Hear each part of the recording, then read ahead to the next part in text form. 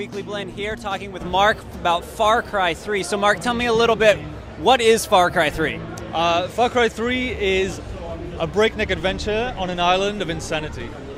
The Far Cry experience is about exploration, it's about discovery, it's about going to this tropical paradise on the edge of the map, a little bit too far from civilization, where you don't really know what's going to be around the next corner. It could be a nest of bad guys with guns, it could be a tiger in the jungle, it could be an alligator under the river. We wanted people just to go out and just have a hell of a good time exploring and discovering everything that's in the world. We wanted people to have the ability to make their own mark on the world. You come to this island as Jason Brody, and the story is about rescuing his friends, but as a player, we wanted people to be able to take away their own stories about what they did and how they changed the island.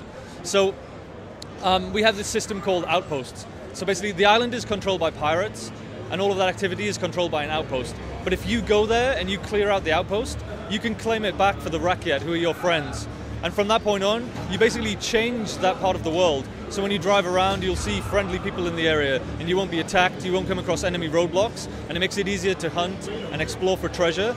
But really, it means it feels like you take over the island, you really take it back. And the story is about Jason's journey from this victim through to becoming a survivor, and then becoming the hunter who goes on the offensive to get his friends back from Vaas and his these human trafficking pirates. And the open world is really, the more time you spend in the open world, the more that you and Jason will learn about the systems of the game. You go into the economy so you can upgrade the weapons, and it just feeds back into the storyline, because it means that the missions it gives you more options when you get to missions. So you won't just rock up to a mission with one gun. If you unlock all of the weapon slots, suddenly you have all of these tactical choices about, do you want to go in with the silenced MP5? Do you want to go in with the bow with the explosive tips? Or do you want to take the sniper rifle with the sound suppressor and really skirmish around the edges? It's all about giving people the option. If you invest the time, then the game rewards you with more options.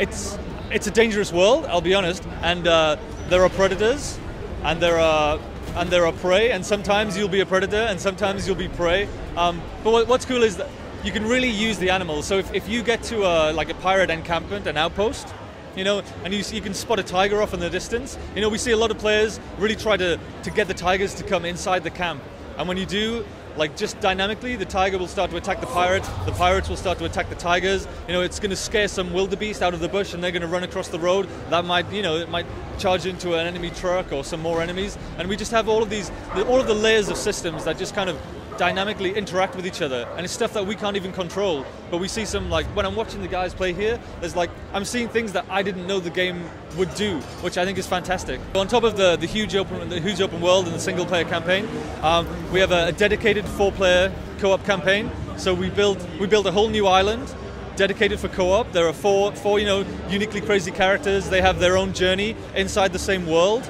So they're still dealing with Vaas and the human trafficking stuff, but it's completely separate. And then we have multiple different game modes for PvP.